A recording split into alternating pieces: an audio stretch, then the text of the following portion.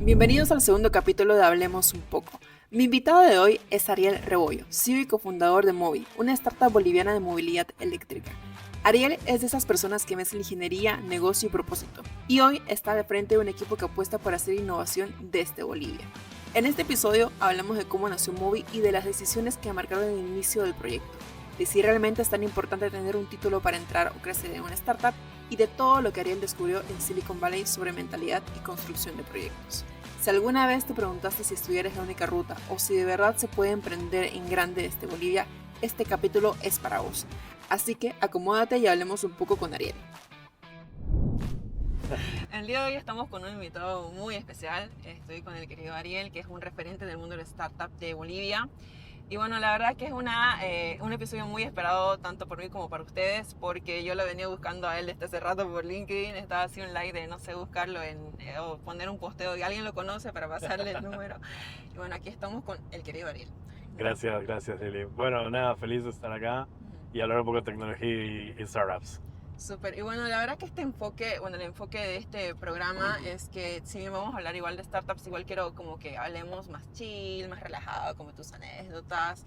También todo el lado B de lo que es emprender. ¿Y por qué no iniciamos con esta pregunta de quién es Ariel si no hablamos de startups ni trabajo? Ok, ok. Bueno, a ver, yo soy cochambino.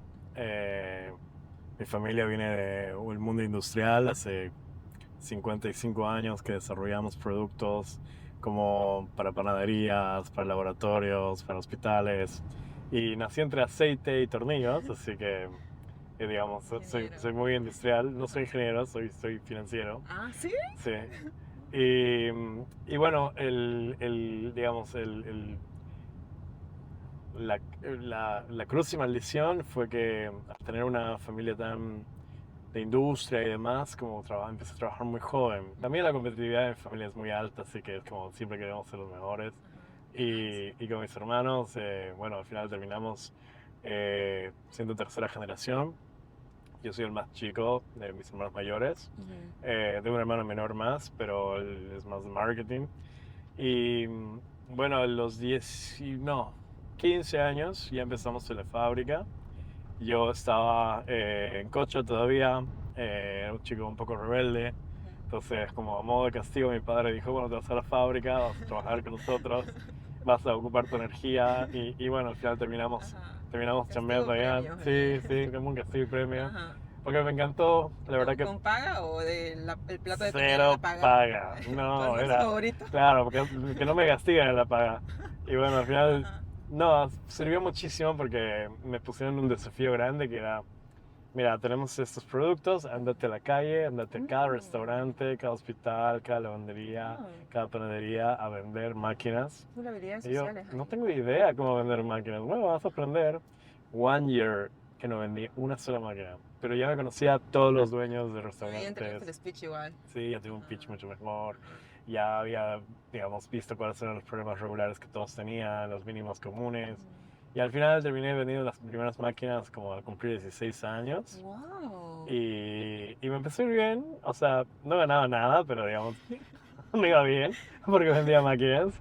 Y era como me sentía bien, sentía que Energía estaba, aumentaba. sí, sentía que estaba construyendo algo. Ajá. Además de que yo, al ser rebelde, también estaba como siempre persiguiendo mi independencia, entonces me independicé muy chico, a mis 17 años yo tenía mi depto, que obviamente, digamos, fue como un anticipado de la promoción del cole, digamos. Y ya, bueno, ahí mi último año de cole fue muy divertido porque estaba en un depto, Las 17 fiestas eran años, ahí. claro, es verdad. Ajá. Entonces, bueno, la pasé muy bien y, y bueno, a los 17 me dio una crisis porque yo quería ganar plata y no me pagaban, entonces dije, bueno, voy a empezar a usar todo lo que sé para empezar a ganar cash. Y algo que yo decía era, bueno, y mi papá le compra cero a alguien. Y empecé a averiguar quién es alguien, era un tipo que estaba en coche y era como, oh, que no le compra a él, que me compra a mí. Y tengo un depto, o sea que tengo cash, recién estaba empezando la U, o sea, no tenía cero bases, digamos, de finanzas ni de nada. Ajá. Y nada, me volví loco y puse un anticrético en esto y compré acero Ujú, del que compraba mi papá y ujú. traté de vendérselo a la empresa familiar. Ajá. Obviamente no pedí permiso, ni consulté, ni pregunté nada de nada. Entonces no cayó muy bien eso y no me compraron nada. ¿Verdad? Pucha, ¿y Nada qué de hiciste con nada. todo eso? Nada, se lo vendía a su competencia. Conocí a todos los competidores de mi padre, así que empecé a Tú te venderse lo a todo el buscaste, mundo. papi. Y la peor es que me estafaron todos. ¿Cómo así? Porque, claro, como eran viejos industriales, Ajá. no eran muy educados, que digamos. Y cuando veían un chiquito de 17 años vendiendo Ya. acero, claro, pues me usaron mucho. O sea, me compraban a crédito y nunca me pagaban. O a veces me decían, déjalo acá, te pagamos una semana y nunca me pagaban. Y bueno, yo fui aprendiendo también. Bueno, by the way, también me compré una camionetita. Ajá. Como era yo, mi camioneta y mi acero atrás. Y yo iba a dejar el acero y nadie, o sea, nadie cumplía lo que decía. Entonces Ajá. fue como, me choqueó muchísimo el mundo industrial. Y bueno, al final terminé perdiendo todo lo que había construido, Todo tu capital todo lo que había puesto en ese negocio en a los 2 años. ¿Qué edad Murió. tenías ahí? 19 años fue cuando llegué a tocar fondo. O sea, ya se me acabó el capital que invertí y se me acabó el stock. Decía como morí, Claro, no tenías estaba nada. muerto. Y tenía un huevo de deudas por cobrar que no les deseo recuperar claramente. Ujú. Entonces nada, a los 19 años, by the way, me choqué en el auto de mi mamá. Todo te pasó a los 19 años. Todo, no sé, ya estaba empezando el primer año de Google Lacato y Que quiebra. ¿No? estaba en quiebra, me choqué en el auto de mi madre ya no me hablaba, mi novia estaba conmigo en ese auto, entonces tampoco me hablaba. Sí, todo mal, fue Evento una canónico, experiencia Dios. muy heavy. Y digamos que fue mi primera tocada a fondo. Sí, ajá. No, mentira, tuve una antes, pero fue más un tema familiar. Mi mamá se enfermó fuerte Ujú. a mis 16 años y como me hizo un change of life. Ujú. Ese fue mi primero, mi segundo fue este. Y nada, estaba complicado. Mi padre tenía un proveedor de máquinas y ese proveedor de máquinas llegó a Bolivia instalando las máquinas y era un español, era un dueño de una fábrica muy grande en España de máquinas de doblado y cortado de metal. Nada, me fui con él, le dije, sabes que estoy re jodido, no tengo un mango, eh, rompí el auto de mi madre, mi novia me odia, estoy empezando en la U y estoy re mal, no me puedo concentrar, necesito que me des chamba. Y el tipo era como, ¿quién eres, digamos? ¿Por qué me estás pidiendo Ajá, chamba? ¿por qué estás viniendo tan desesperadamente? Y le conté que tenía un montón de clientes que me debían un montón de plata, que compraban acero y él hacía máquinas de acero. O sea, máquinas Ujú. para doblar y cortar acero, que era la materia prima que yo les vendía. Entonces, como toda mi cartera de clientes les servía. Y le dije, mira, tengo todos estos tipos que los conozco bien, la mayoría me debe plata. Entonces yo puedo ir donde ellos y decirles, ¿sabes qué? Tengo máquinas computarizadas que mi padre tiene y por eso te gana en todo. Y es como, ese fue el pitch. Claro, ahí viniste el charque. Me dijo Ajá. lo mismo que me dijo mi padre, fue muy irónico. Me dijo, vende una máquina y te llevo a formar en España. Y yo, dale, un año tardé en vender una máquina. Sí, una desgracia. ¿Pero te llevó a España, sí? Vendí la primera máquina porque mi primo tenía una fábrica de equipos mobiliarios de metal y mi primo ya estaba como tomando el control de la producción. Y le dije, mira primo, tengo que vender una máquina porque si no, no voy a salir de este quilombo.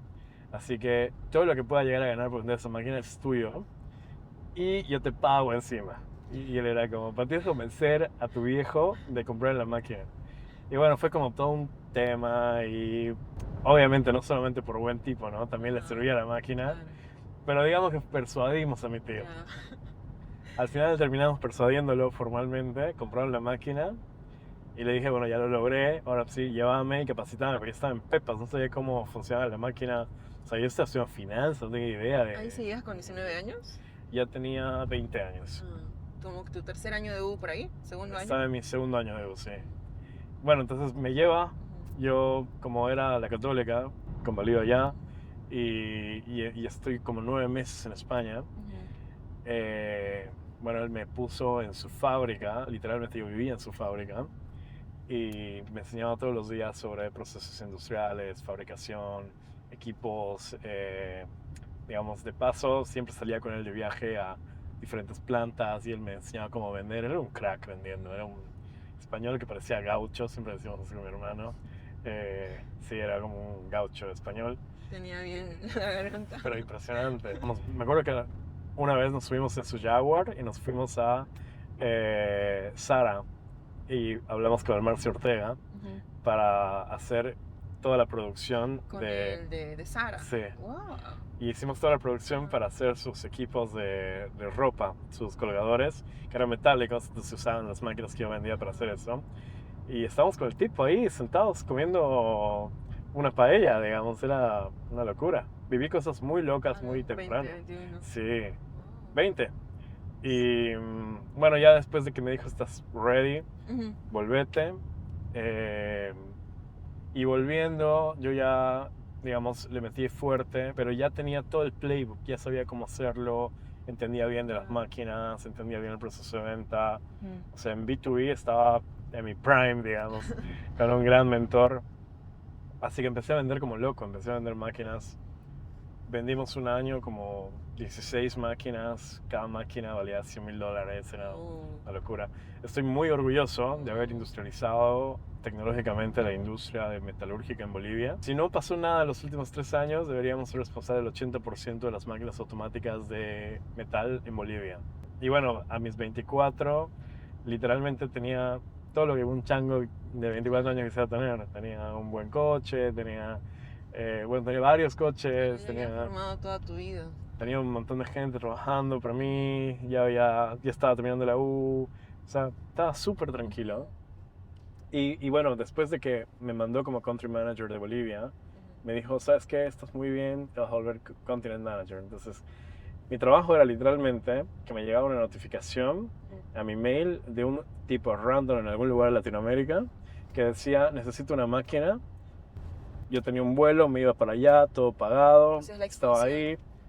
No la expansión porque eran ventas B2B que se exportaban de España.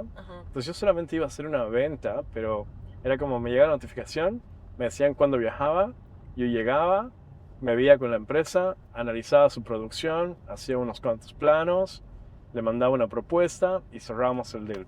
Digamos que una semana el deal y casi siempre vendíamos porque era como una máquina muy moderna y así 3 veces por mes, 2 veces por mes. Era una locura, yo iba a todas partes y era muy chiquito y ¿Cuántos países conociste, sí? con esa empresa por lo menos he conocido Sudamérica, casi todos. Me faltó Venezuela y las Guyanas, por supuesto. Y en Centroamérica solo conocí Panamá. No había tanta venta de máquinas en Centroamérica, pero México sí. Y bueno, en Sudamérica lo más interesante es que en Paraguay había un montón de ventas de máquinas. Un país chico con tanta demanda era llamaba la atención. Pero bueno, al margen de eso, yo me empeciné en pensar qué voy a hacer con mi vida, porque mi vida era muy fácil. Era como, Ya estaba nada, todo armado, asumir, ¿no? yo iba, Sí. pichaba, vendía, me iba y game. Y era como, ¿Y no me qué estoy más? sintiendo muy útil en esta vida. Claro. Y me empezó a dar una crisis existencial absurda. Hoy digo, qué boludo soy. Era que me quedé así un rato más.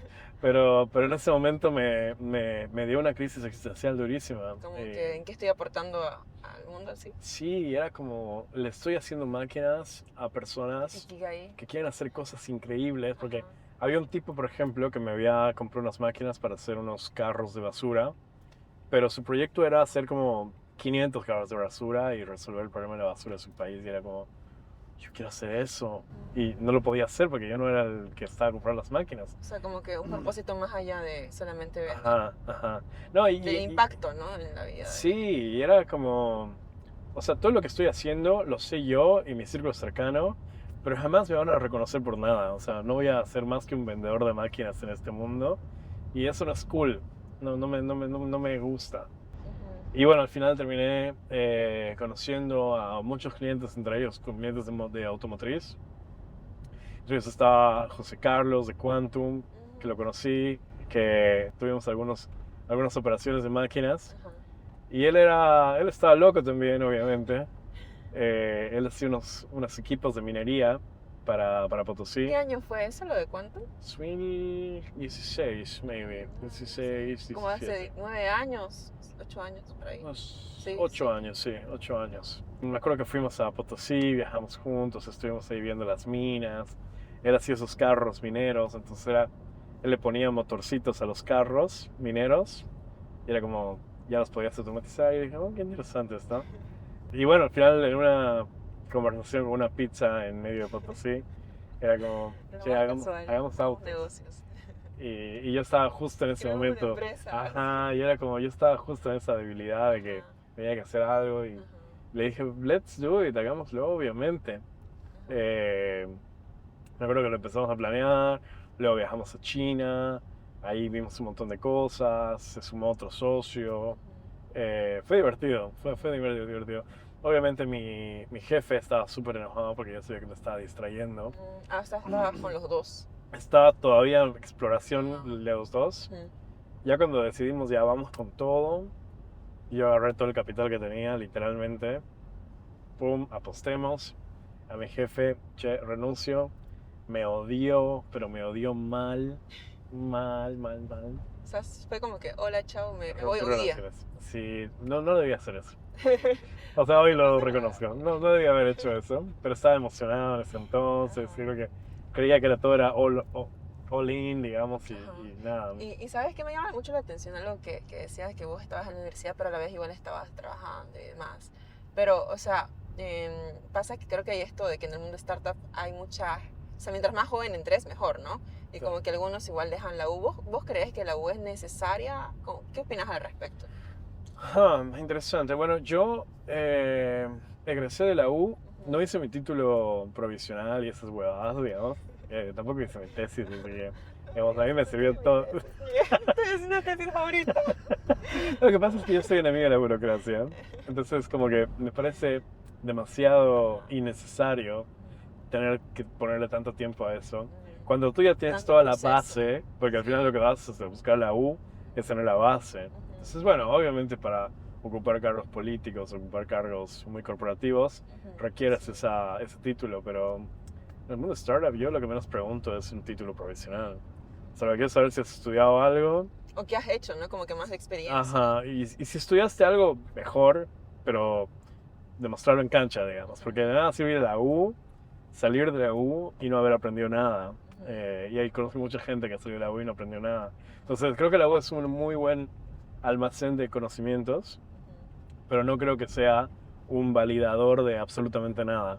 O sea, de que ahí si no vas a la tomaría U nada. vas a ser exitoso y vas a tener la vida Absolutamente nada. Ni tampoco que sepas hacer algo. O sea, si vas a la U, aprendes algo y luego lo aplicas y lo aprendes y lo haces todo el tiempo, vas a aprender algo. Pero si lo hiciste hace 8 años y luego quieres traerlo al presente, Ya no sé. probablemente tienes que volver a estudiar.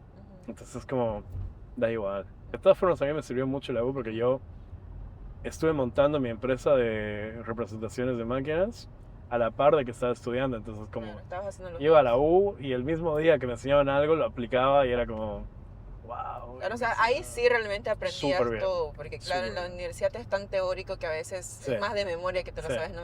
Sí. Sí, a mí me entró muy bien la U, por eso lo apliqué muy bien. Mis docentes no me querían mucho porque siempre llegaba tarde y estaba trabajando, digamos, Ajá. era difícil, pero al final salí después de muchos putazos de mis docentes, pero después me amaban porque era como, estaba haciendo cosas. Claro, estabas haciendo el doble también. Sí, El trabajo de estudio no es un tan docente una vez fácil. me dijo, porque estaba re emputado porque ya como que era mi 12ª vez que llegaba tarde y era un examen. Y yo le decía, yo tenía mi pitch de, no me puedes joder, yo estoy trabajando, estoy haciendo cosas, yo estoy en el país. Y tenía un pitch bueno, digamos, convincente. Transformando el Sí. Y él me decía, no, o eliges estudiar o eliges trabajar, pero conmigo no vas a hacer las dos cosas. Y yo era, me indigné en la vida. Creo que después me llamó, se disculpó y me dijo, che, ven a mi oficina, vas a hacer tu examen en mi oficina. Y me fui a su oficina, que era en Sassy, que era, digamos, una empresa de madera gigante. Y en su escritorio empecé a dar examen, solo porque me había hablado feo, digamos. Pero creo que Pero, o sea, siento yo que cuando igual decías eso, en verdad, o sea, sí estabas diciendo las verdades, ¿no? De que 100%. realmente otro Yo soy estudiante indignado. promedio Claro. estaría solamente estudiando y claro, o sea, 100%. si potencias tu perfil haciendo otra cosa, te va a servir más a largo plazo y en este mismo momento igual. como Yo tengo igual, serios sí. problemas con el sistema educativo actual de Bolivia. O sea, yo creo que está súper mal. Sí, totalmente. Y si no cambia pronto, Está muy la gente va a obsoleto, dejar de estudiar y va a empezar a estudiar por su cuenta.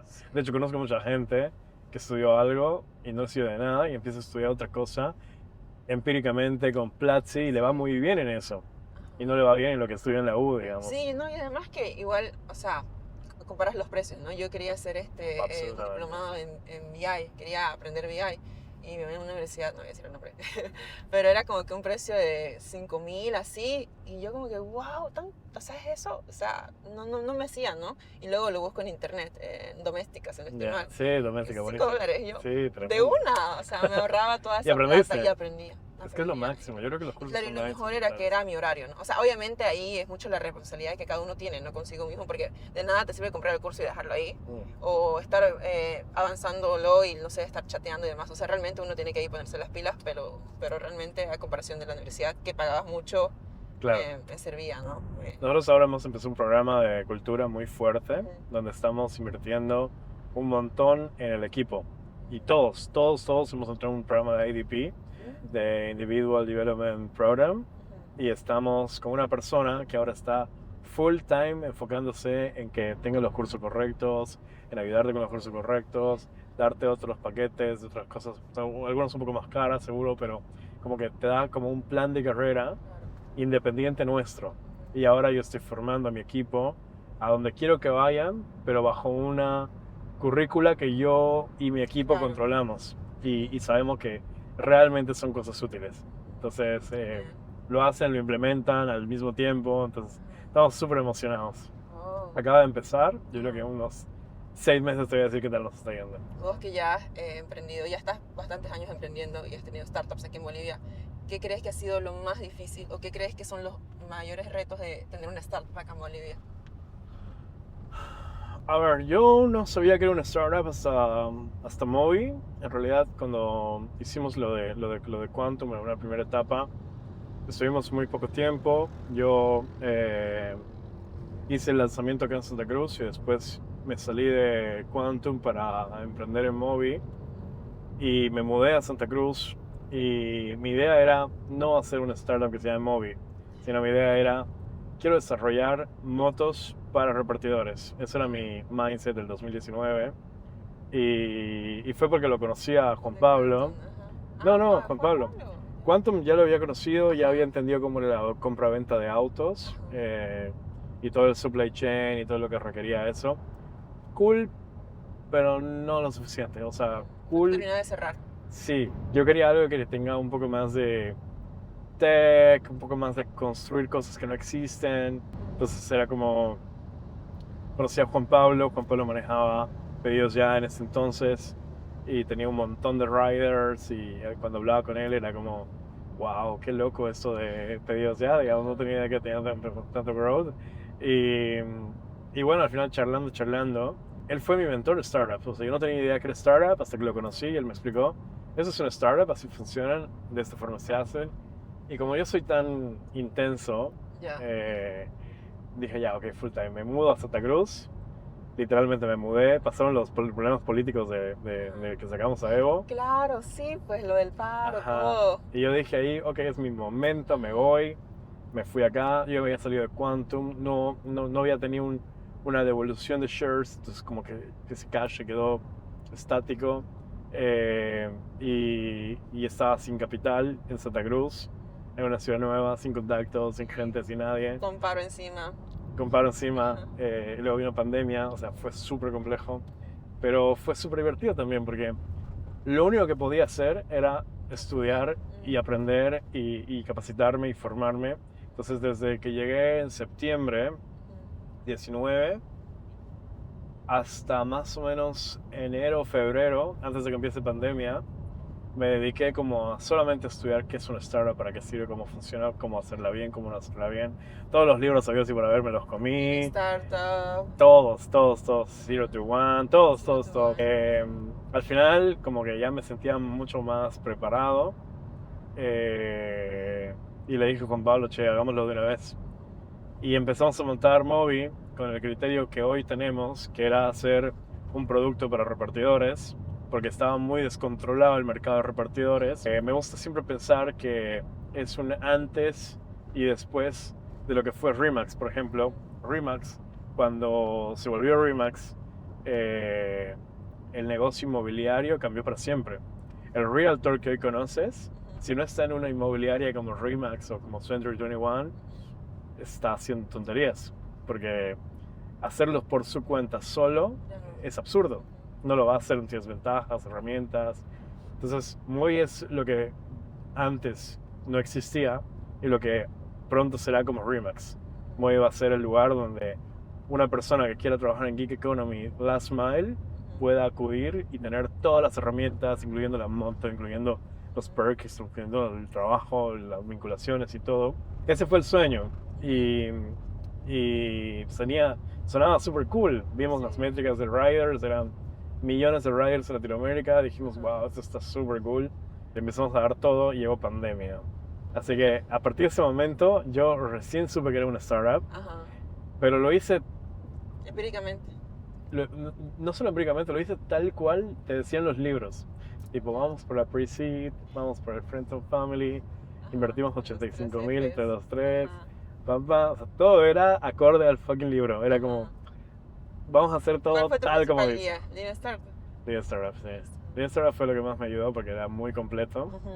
Y después también muchos casos de éxito. En ese entonces recién se volvió unicornio Ola, que es para mí una inspiración gigante. Y Ola es el unicornio de movilidad tal vez más grande que hay, fuera de los de la ride hailing. Y empezamos a explorar cómo hacían ellos, cómo hacían sus rondas. La verdad que me volví súper nerd en esa época. Era demasiado nerd. Pero sirvió mucho. Luego llegó pandemia.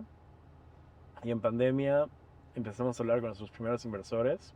En pandemia, a ver, no sé qué pasó. Eso, los inversores. Quiero ahondar en eso igual. Como que, ¿cómo haces para convencer a un inversor de que invierta en tu empresa? Bueno, y acá es justamente esa parte, porque era pandemia, nadie podía salir. Claro. Yo ya había hablado con nuestros inversores, porque en realidad solo le hicimos el pitch a uno. ¿Cuáles son los elementos para un buen pitch? Hay mucha teoría en un buen pitch, pero creo que si tienes un producto que puede serle de valor a muchas personas y a las empresas, es más fácil que inviertan, por lo menos corporativos. En este caso, nosotros teníamos un producto ya habíamos trabajado. Bueno, fue chistoso porque yo digamos, de alguna forma persuadí a mi papá y a mis hermanos de que me dejen hacer todo en la fábrica. Okay. Y era como, ¿ya cuánto quieres para que me dejes hacer todo? Y al final terminé como coimeando a mi familia. Entonces nada, le dimos un porcentaje de participación, me dejaron usar la fábrica. Es que si no había la fábrica no podíamos hacer nada porque queríamos construir una moto desde el tornillo. Y si una fábrica como la fábrica de mi familia, que tiene todo el equipamiento, era imposible que lo hagamos. Claro, desde cero al menos una inversión. Sí. O sea, muy fuerte. Teníamos que haber tenido $3 millones en ese momento para poder hacer algo así. No teníamos en absoluto eso, así que fue como, necesito que entren sí o sí. Al final me aceptaron, hicimos el producto, era una moto fabricada en Bolivia desde el tornillo. De hecho se fue a Dubái, la moto la llevó a Bolivia. Fue la primera moto fabricada en Bolivia. Era brutal, era una moto era robusta, digamos, no era tan estética. Pero como todo prototipo, ¿viste? El de Iron Man era horrible, pero estaba orgulloso de eso, digamos. Entonces bueno, al final terminamos haciendo esto. Y ya tengo el producto, lo mandamos a Santa Cruz. Recibí la moto en pandemia y yo, digamos, ¿qué es lo que aprendí de pitch? Primero, ver a dónde genera valor lo que haces, y nosotros creíamos que las estaciones de servicio iban a ser las que más queden golpeadas si había una transición energética que era como inminente. Y mi pitch era, mira, te podemos matar pronto, unite a nosotros en vez de que te represente una amenaza. Y fuimos a pitcharle a la estación de servicio más grande que había, que era Biopetrol. Y Biopetrol era como, ¿qué tipos más atrevidos, digamos? Justo lo que estamos viendo ahora, ¿no? Como que con gasolina, además. Ajá, y era como atrevidísimos porque le dijimos que o se unen o se mueren. Y al final, bueno, después de conversaciones, era el único pitch que hicimos, no hicimos más. Pero yo sabía que eran los únicos que les interesaba mucho el sector, porque estaba muy relacionado con ellos. Y además sabía que había un marketing inmerso donde todas las corporaciones quieren ser innovadoras. Sí. Entonces es como, ¿cómo hacemos que estos señores puedan ser innovadores con lo que hacemos y puedan ser parte de eso con lo que inviertan? Les propusimos una inversión de 300.000 y en plena pandemia la cerramos. Fue súper loco. O sea, no podíamos salir y nos encontrábamos así como si estuviéramos vendiendo droga, digamos, sí. Como traqueteando, digamos. Y al final terminamos en un lugar, en el edificio. A 1 metro de distancia. Ajá, sí, con barbijos, tipo, cerrando el deal. Me acuerdo que cerramos y quedamos impresionados. En ese entonces nuestro modelo estaba todavía como en experimentación. Teníamos el producto, teníamos una moto fabricada en Bolivia con tecnología que podía hacer que un dashboard lo pueda controlar la velocidad, el geofencing, todo. Podíamos prenderla, apagarla, podíamos hacer todo la moto, era, digamos, un control total de la moto. Pero no sabíamos el modelo y no encontramos el modelo, no encontramos hasta 3 años después el modelo. Porque hacíamos números y no había una forma rentable de amortizar la moto rentando la moto. Es muy buena idea, pero los números no dan. O sea, no nos dan los números. Es imposible que esto sea profitable pronto. Así que dejamos en stand-by el proyecto y empezamos a hacer, porque había una fiebre de scooters y bikes. Y dije, ok, bueno, empezamos a hacer scooters. Y empezamos la vertical de scooters, empezamos a armar una flota de scooters y de bicicletas eléctricas. Desplegamos una flotilla de 20 unidades en Santa Cruz. Literalmente veíamos el dashboard y eran reserve all, todo el tiempo. ¿Llegaron primero a Santa Cruz o a Cocha? Primero a Santa Cruz. ¿Sí? Sí.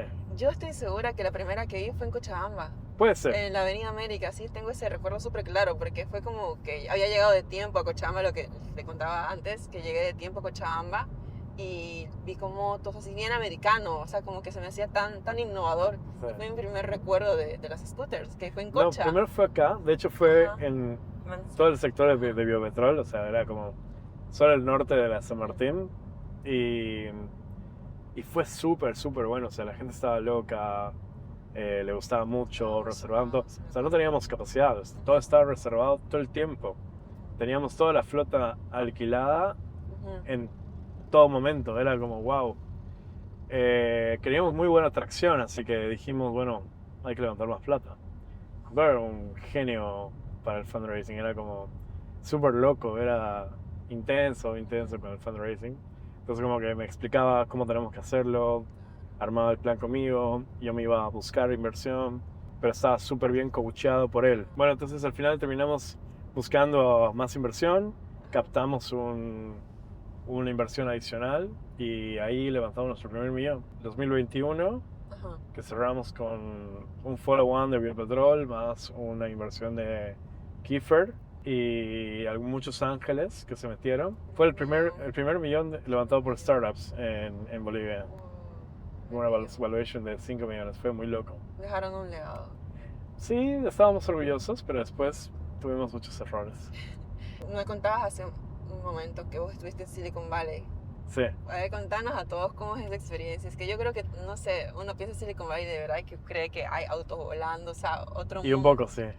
¿Cómo es? ¿Cómo Bueno, es una rutina en Silicon Valley? A ver, yo me fui el 2023 después de haber justamente tenido un bajón muy fuerte porque todo eso que te cuento es el auge y luego viene un declive en Mobi que el 2022 se atomiza y literalmente no había capital. Obviamente la burbuja del 2021 también explotó y el 2022 finales y 23 nadie quería invertir en startups. Nadie. En el mundo se cerraron. Obviamente había una crisis de tasa de interés y un montón de cosas, pero era imposible levantar capital. Y se nos complicó muchísimo. Fuimos a varios inversores, nos dijeron esta lista de cosas y no llega ni a la cuarta parte de lo que necesitan para levantar capital fuerte. Así que estábamos frustrados, pasaron muchas cosas, le vendimos la vertical a un banco para subsistir, con eso pudimos mantenernos a flote, pero igual se puso complicado todo. Fue duro, bien duro. Ya bien teníamos 4 ciudades expandidas, tuvimos que decrecer la expansión, retirar flota, fue jodido. Pero bueno, 2023, yo en mi locura de decir, necesito iluminación, me fui a Silicon Valley. Me fui a una casa de startups, una startup house. Había muchos rusos en esa startup house. Y literalmente tenía un roommate de Israel, que era un founder crack de UX UI, que hacía tecnología para UX UI. Había un tipo que hacía tecnología para enfriar servidores en la luna. Había Uy, otro tipo que loco. hacía Ajá. tecnología de transporte autónomo. O sea, era una locura, todos estaban Otro locos. mundo, ajá. Y yo Como estaba que con una 50 años empresa de luz. scooters, era como, no, no es muy cool lo que estoy haciendo. Necesito Ajá. Solo evolucionar. saludos a la luna. Ajá, que era como, falta, necesitamos algo mucho más Ajá. potente. Y ahí me di cuenta que todos los negocios tienen un techo. Y nosotros estábamos en un negocio Ujú. de scooters que tenía un techo probablemente de $10 millones máximo. Y estos tipos tenían todos arriba de $10 billones. ¿Cómo te echo sal que está O evaluada sea en la que empresa? más o menos como la potencialidad de poder venderla en un monto era como el techo límite que podías provisionalmente tomar. Y era muy corto el que teníamos. Era como, y aunque inundemos de toda Latinoamérica con tanto esfuerzo y todo, no vamos a vender mucho más la compañía. Y había mucha rata histórica, muchas cosas. Era como complejo. Entonces, como que eso me abrió mucho la mente. Había muchos eventos. Todos los días habían 3, 4 eventos en Silicon Valley. Entonces, hablabas con inversores, ellos te contaban por qué no estabas listo, por qué estabas listo. Entonces, como que tanta interacción te volaba la mente. Y al final, después de un mes y medio, decido volver con todo fresco. Rompimos todo lo que habíamos hecho en scooters. Y dijimos, back to ASIC, volvamos al modelo de las motos porque está súper bien conceptualizado, nos faltaba el modelo, pero ya tenía más o menos el modelo después de todo lo que había visto ya. Entonces empezamos a montarlo, lanzamos el modelo 2023, el 23 finales levantamos nuestra ronda después de 2 años de no haber levantado ronda, y el ¿Cuánto 24 levantaron? levantamos una ronda chica, era una ronda de 250, pero no habíamos levantado ni un mango desde hace 2 años, entonces era como oxígeno puro. Sí. Empezamos a desplegar flota. 2024 cerramos 6 inversores más. Y bueno, venos acá, 2025. Estamos en Bolivia, Paraguay, Perú. Por ahí vi que levantaron igual 4 millones por ahí, ¿puede ser? Tenemos una estructura de deuda para 4 millones, pero ahora nuestras rondas son equilibradas entre equity y deuda. Es interesante porque tenemos que levantar con un sombrero de equity, que es otro tipo de inversor, Ujú. y luego con un sombrero de deuda, que es otro tipo de inversor. Entonces, como tenemos dos pitch totalmente distintos, que les sirve para dos stakeholders diferentes y te permiten poder como tomar lo mejor de ambos mundos. Es antagónico ambos. O sea, al tipo de equity le interesa todo lo que no le interesa al tipo de Al deuda. contrario, Entonces es como súper interesante. dos personalidades. Es como dos personalidades, sí. De hecho, ahora estoy con un muy buen terapeuta de emprendimientos que te enseña cómo construir esos alter egos para poder abordar ¿Un los coach pitch. o es diferente? Es como un coach, es un especialista de emprendimientos. Y él te ayuda como a tus frustraciones, pero también te ayuda a construir alter egos. Eso, bueno, ahora que hablas de justo de las frustraciones y demás, o sea, claro, cuando estás en una posición tan demandante, me imagino que igual es como difícil equilibrarlo, ¿no? Con la vida personal, o es que directamente ya no existe vida personal. Transparentemente, Aparentemente no Sí. existe vida personal. es todo trabajo. La verdad que mi vida es all in work. O sea, Ujú. no tengo no vi a mi madre hace 4 años. Ujú. Probablemente a mis tíos y primos los veo una vez al año. Ujú. Porque pasó algo, digamos. Ujú. Pero sí, es un camino súper, súper intenso. Y, o sea, ¿cuáles serían esas habilidades que una persona que quiere tener una startup debería tener? ¿O qué debería saber antes de estar? O sea, creo que hay muchos estilos de founders. Yo nunca voy a decir que el mío es el mejor, de hecho es el más nocivo, creía yo. Ser un founder de la forma en la que yo elegí ser Ujú. es dejarlo absolutamente todo y estar dispuesto a no tener vida social, no tener a tu familia cerca y estar tranquilo con eso. Yo estoy muy tranquilo con eso porque sé que es la forma en la cual puedo acortar los plazos de intensidad y como darlo el 100% por un periodo más corto que hacerlo de a poco en 10 años. Ujú. Entonces, yo estoy seguro que en 3, 4 o 5 años más logramos un exit y puedo plenamente disfrutar de mi familia, de mis amigos y mi entorno, pero por 3 a 5 años, Claro, tienes que estar constantemente en el trabajo, sí. foco láser. No hay absolutamente nada más importante que mi startup. Eso es lo que yo creo. Y no creo que sea el camino 100% correcto. Yo creo que hay muchos caminos, de nuevo. Creo que es más del perfil de cada uno. En mi caso yo tengo ADHD, así que es todavía más fuerte el ser Enfocado. enfocado. Sí. A las personas que están ingresando al mundo startup, Ujú. que les interesa, ¿qué deberían saber como mínimo? O sea, en términos técnicos. ¿Qué deberían saber en términos de hard skills, dices? Interesante. Yo creo que hay 3 ramas súper importantes, que lo mencionan en los libros, obviamente. El técnico, que es el que maneja toda la parte de tech o hardware, lo que corresponda a su compañía. Creo que ese hard skill tiene que ser founder, sí o sí. Tiene que haber un perfil salesman, que sea un crack vendiendo la compañía, vendiendo el producto, vendiendo lo que hacen, como el marketing genius. Y tiene que haber un tercero que sea ya ese soñador, que es más idealista, que persigue cosas que son imposibles, pero que con determinación y mucho foco trata de convencer al resto. Y al final termina convirtiendo en conversión de equipo. Visionario. Visionario, que tiene muchos dotes de liderazgo, que puede convencer a inversores, que puede convencer a todos de que lo que está pensando va a suceder. Creo que esos 3 perfiles son clave. Entonces, cualquiera de esos 3, que de nuevo no son carreras, puede ser Claro. cualquier persona, bueno, a excepción del técnico que tiene que estudiar, lamentablemente, pero No le tocó otra. sí, pero después el marketing genius, sí o no puede estudiar, y el caso del, Más en práctica igual sí. sí, más en práctica, y el líder sí que tiene que ser un tipo con el Todo perfil, terreno. con el perfil. Yo creo que para ser un líder como un CEO tienes que tener un perfil psicológico muy específico. Y tienes que tener un perfil psicológico muy pro de la frustración, manejar bien la frustración, porque si una compañía, el líder principal se quiebra, la compañía se quebró. Si la compañía está quebrada pero el líder está fuerte, la compañía va a salir adelante. Si todo está roto y el líder no está roto, se va a Claro. salvar, se va a Claro, reconstruir. hay maneras de que él lo Sí. reconstruya. Sí, correcto. Bueno, y ahora hagamos un ping-pong de unas Ok. preguntas rápidas. Ubicas la dinámica, ¿no ves? Sí, La ping-pong con... Sí. y ya. Ok, Ok. Din pon, con founders, de... startups. Súper. Ok, Ariel. Ya lo pudimos hacer. Yeah, yeah. ¿Cómo iniciaste en el mundo startup? Inicié en una fiesta electrónica en Santa Cruz a las 3 de la mañana. Genial.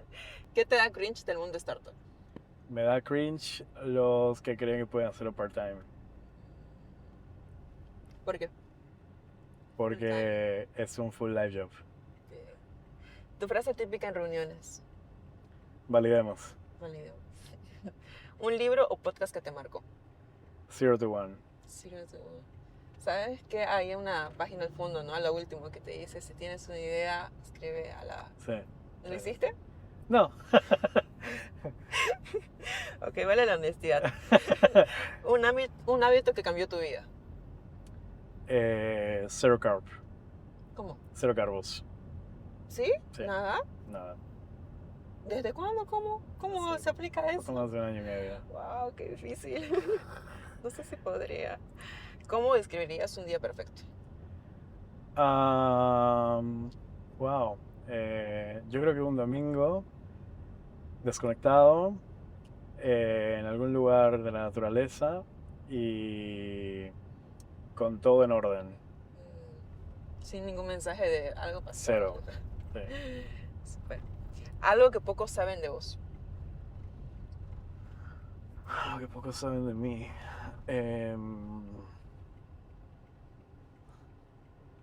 Estuve en 10 colegios. ¿Sí? Sí. Cada año te cambiabas. Sí, o me expulsaban. Este chico es rebelde. Un chico muy rebelde. 10 colegios de la misma ciudad. Complicado, sí. Wow, ya conoces a todos los niños de Cochabamba, Sí, entonces. definitivamente. Súper. ¿Qué superpoder te gustaría tener para emprender? Me gustaría tener para emprender. Ventas, creo que es clave. Así como... Super salesman. Súper, pero así algo más de, no sé, volar o así algo bien. ¿Algo fantástico? Algo fantástico. Sí, volar me encantaría. Para ir a hacer reuniones. Sí, Sí, sería cool, ¿no? Ya, Re cool. ya no pagas más vuelos directamente. Chao, vuelo, sí, Chao, obvio. está bueno, así. Volar rápido, sí. Ajá. No lento. ¿Libro que recomendarías a los jóvenes? Lean Startup. Eso, súper. ¿Y algún mensaje que quieras dejar a la audiencia? Sí, que crean que podemos lograr cosas, aunque no lo parezcan. Bolivia tiene capacidades para poder construir emprendedores de primera clase por lo difícil que es. Es verdad, bueno. Gracias a vos, Ariel, por todo este episodio. Me ha encantado conocerte. Me abrió mucho la mente, igual toda esta conversación que tuvimos, y espero que también a todos los oyentes. Gracias por tu tiempo, por la espera también, y por este episodio que creo que está nivel 10. Me encantó mucho. Espero igual verte más contenidos. Creo que es importante que todas las personas puedan acceder a contenidos que ustedes, o sea, el mundo startup pueda comunicar, porque siento que todavía está un poco oculto, pero tiene muy buenos aprendizajes, muy buenas anécdotas, y todavía me impacta más el hecho de que el mundo startup es para todos. O sea, siento que te recibe. Sí, de Como acuerdo. que no hace falta de que ya tengas tal formación o que seas de tal lugar, te recibe. Sí, de acuerdo. Y Solo transforma. quererlo arduamente. Sí, súper. Bueno, este ha sido el capítulo de hoy. Comenten, denle like, tapa la pantalla. Y bueno, muchas gracias por escucharlo, y ya nos vemos en una próxima. Gracias, bye bye. Bueno, Andrés Estensorio, Entonces, si estás viendo esto, quiero decir que te voy a hablar en este segundo, porque Ariel me acaba de decir que sí o sí tenemos que tenerte acá. es verdad, entonces, es verdad. Me va a compartir su número. Si te estoy hablando es porque él me compartió su número. Yo me hago responsable de esa entrevista. Bueno, Andrés, te esperamos en el próximo programa. Seguramente que te va a contactar mañana, así que, please, Ahorita. no te hagas al loco. No te agarro.